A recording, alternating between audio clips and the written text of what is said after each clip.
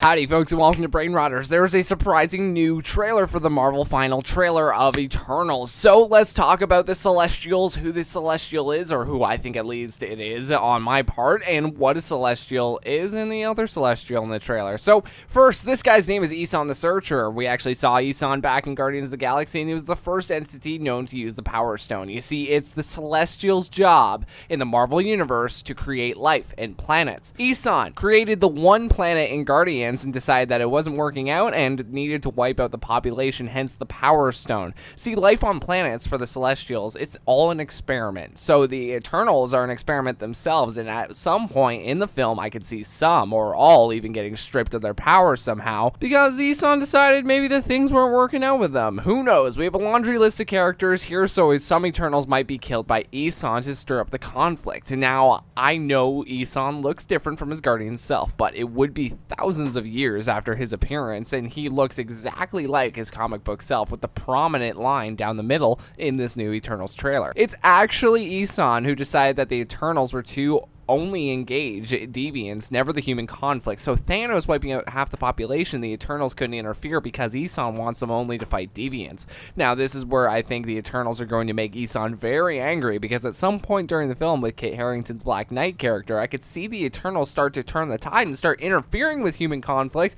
Now this means by the end of the film, we could get an Eternals versus Eson fight, or more likely, Eson will be coming after them by the end of the film. Hey, you made it this far, you might as well subscribe if you're new, as well as hitting that bell for notifications so you don't miss another video just like this one. Or maybe this guy who is also a Celestial, who seems like he is currently making a galaxy just because galaxies look like cosmic clouds, and that looks like a cloud if I've ever seen one. In fact, this scene of him creating could be pulled from a scene in the film of all the Celestials creating life, being that he is a green one, and I think Jemima, who is a good guy, so to speak, in the comics. He is a Celestial, he's green, even helping defeating Ego, the living planet, who we know is in the MCU to be a Celestial himself.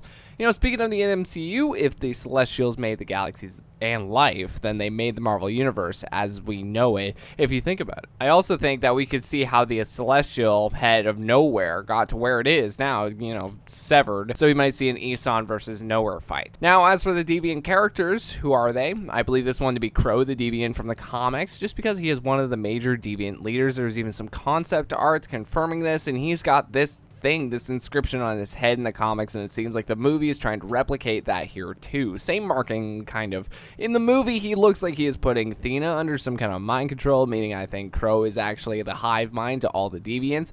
He has this psychedelic connection with things, so there's no reason why he wouldn't be mind controlling the rest. So take out Crow, you take out the rest of the Deviants. Thank you all so much for watching. I appreciate it. Thanks for the massive support recently. We're almost at 1,000 subscribers, so thank you very much for the push there.